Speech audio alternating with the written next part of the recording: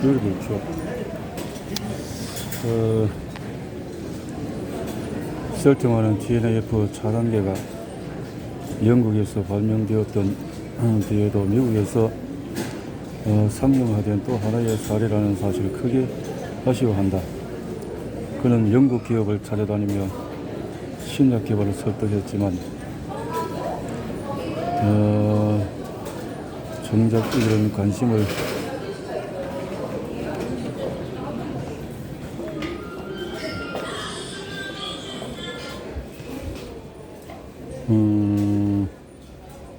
결국 센터코의 진취적인 경영자들만이 피해를 가진 셈이었다.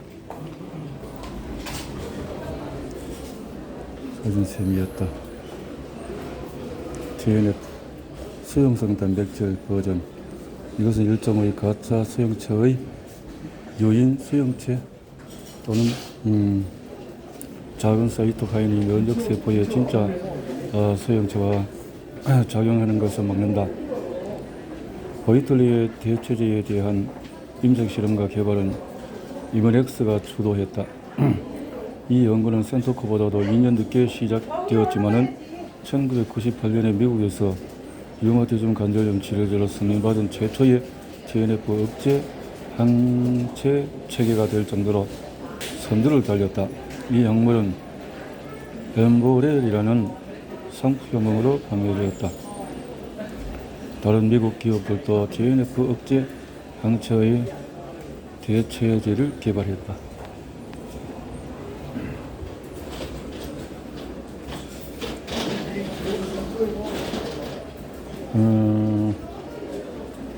TNF를 차단해 치료할 수 있는 질환의 류마티즘 관절염뿐이었다고 해도 TNF 억제 항체 제제는 여전히 블록버스터일 뻔했지만은 이 치료법은 훨씬 더 광범위한 쓰임새가 있는 것으로 판명되었다.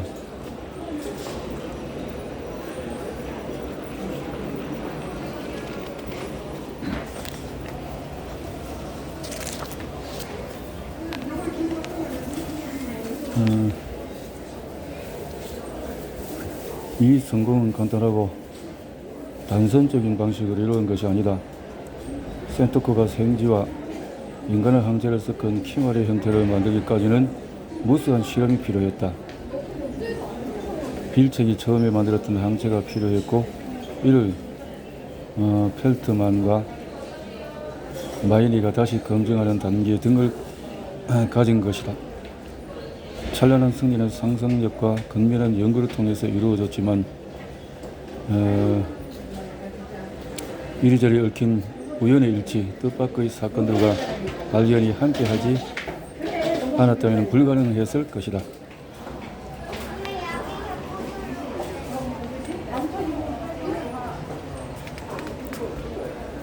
TNF 억제 항체 제재 발견에 직접 기여했던 모든 사람들은 칭송받아 마땅하다. 당연히 이 발견에 관련된 여러 연구자들이 명명 높은 과학상을 수상했다. 2013년 빌책은 오바마 대통령으로부터 국가 기술 혁신 훈장을 받았다. 이렇게. 그러나 다른 질병에서 다른 사이토카인을 연구했던 연구자들 역시 중요한 연구에 매진하고 있었다. 결국 또 다른 사이토카인을 억제하는 것 역시 류마티즘 관절염 환자에게 도움이 된다는 점이 밝혀질 것이다. 아닌 게 아니라 작동 원리에 대한 상세한 지식이 널리 밝혀지기 이미 오래전부터 발견되어 있던 백신 접종과 달리 TNF 억제 항체 치료법은 인간의 면역계를 구성하는 분자와 세포에 대한 지식, 즉 수천 명의 과학자들이 산출한 지식에서 직접 나온 것이며 우리가 전하는 것은 개별 과학자들의 이야기이다. 과학자 개개인의 자아는 행동의 중요한 동력이다. 하지만 섬처럼 동떨어져서 연구하는 과학자는 없다. 어떤 의미에서 이 치료법은 면역을 이해하려는 과학자 전체의 소명의식에서 나온 산물이기도 하다.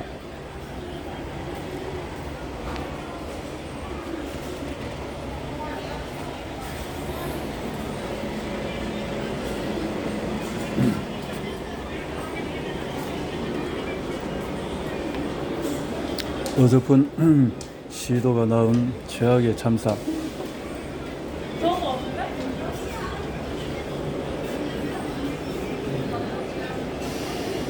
과학의 결말이라 없다. 발견이 이루어지고 새로운 치료법이 개발되지만 그 모든 것은 또 다른 발견과 치료법의 개발로 이어진다. TNF 억제 항체 치료법 발견은 하나의 분수령이 될 만한 사건이었다. 이것으로 질병과 싸우는 새로운 방법이 도입되었기 때문이다. 그 방법이란 항생제로 직접 세균과 싸우는 것이 아니라 백신 접종과 완전히 다른 방식으로 면역계를 조정하는 것이다. 셀프만의 다른 빅 아이디어는 사이토카인을 막는 약물로 얼마나 많은 다른 질환을 퇴치할 수 있는가를 가늠하는 일이었다. 아직은 천식, 당뇨, 기침, 감기와 뇌졸중이 사이토카인을 조정함으로써 퇴치가 가능한지 가능하다면 어느 정도인지 모르지만 이 증상들과 다른 모든 진화들은 모두 잠재적인 초적이다. 오늘날 제약회사와 학계의 수많은 연구소들은 이를 탐색 중이며 TNF를 차단하는 일의 성공이 단 한 번에 그치는 여행이 아니라 훨씬 더 큰 발견의 여명이라는 것을 확신한다.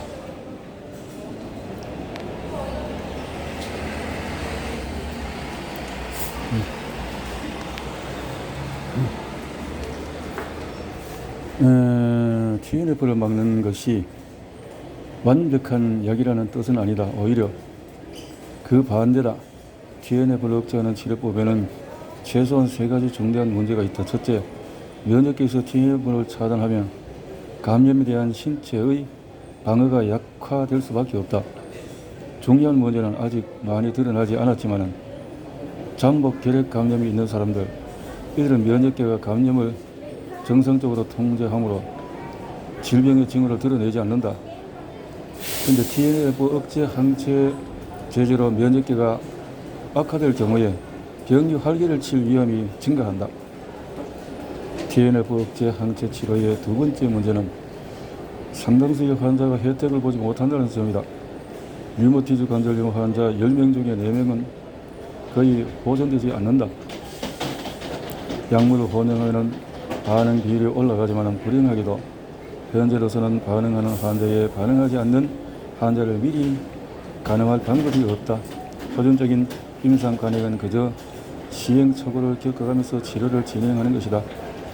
환자들은 TNF를 차단하는 약물 중에서 하나를 주입받은 뒤에 3개월가량 기다렸다가 유의미한 보존이 이루어지지 않을 경우에 다른 종류의 TNF 억제 요법이나 전혀 다른 치료제로 치료법을 바꾸어야 한다.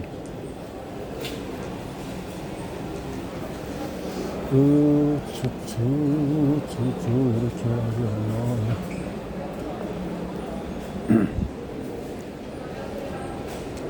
하면 마이디는 환자가 TNF 억제 치료에 반응을 보이는지 여부를 결정할 때 중요한 요인이 질환이 얼마나 오래 전에 시작되었는가 하는 문제라고 생각한다. 만일 특정 환자의 관절염증이 진행된 지 오래된 것이라면 문제는 더 복잡해지고 통제도 어려워진다. 마이니는 그 이유를 알 수 없다고 말한다. 이것이 일부 환자들이 처음에는 TNF 억제 치료에 잘 반응하나 시간이 지날수록 반응 효과가 떨어지는 이유 중에 하나다. 세 번째 문제는 TNF 차단이 효과적인 대증요법이기는 하지만 완전한 치료제는 아니라는 것이다. 치료를 향한 탐색은 아직 진행 중이다. 펠트만과 마이니의 연구가 광범위하고 지대한 영향을 끼친 또 한 가지 이유는 이들이 사용했던 약물이 항체라는 사실 때문이다.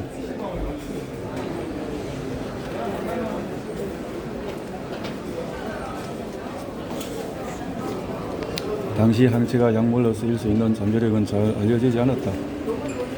과거에도 항체를 생산하는 비용 자체가 매우 크기 때문이다.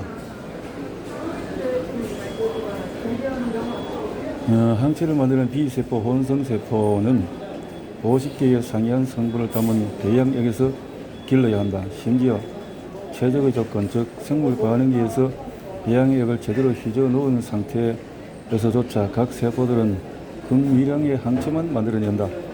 그것이 끝이 아니다. 만든 항체들은 다시 약물로 사용할 수 있는 안전한 기준에 따라서 정제를 거쳐야 한다. 센터콜을 비롯한 일부 제약회사들은 항체로 돈을 벌 수 있다는 가정으로 전제로 설립되었지만 이 회사들조차도 이 항체의 치료 승인을 받는 일이 진단용 혈액 검사제로 승인 받는 일보다 훨씬 더 어려운 것이라는 점을 알고 있었다. 센터콜의 최초 항체 제품은 B형 간염 바이러스 테스트용 약물이었다. 따라서 TNF 억제 항체 제제를 치료용 약물로 만들어 상용화하는 데 성공한 업적은 항체가 약물로서 가진 잠재성이 얼마나 어마어마한지를 모든 이들에게 입증하는 계기가 되었다.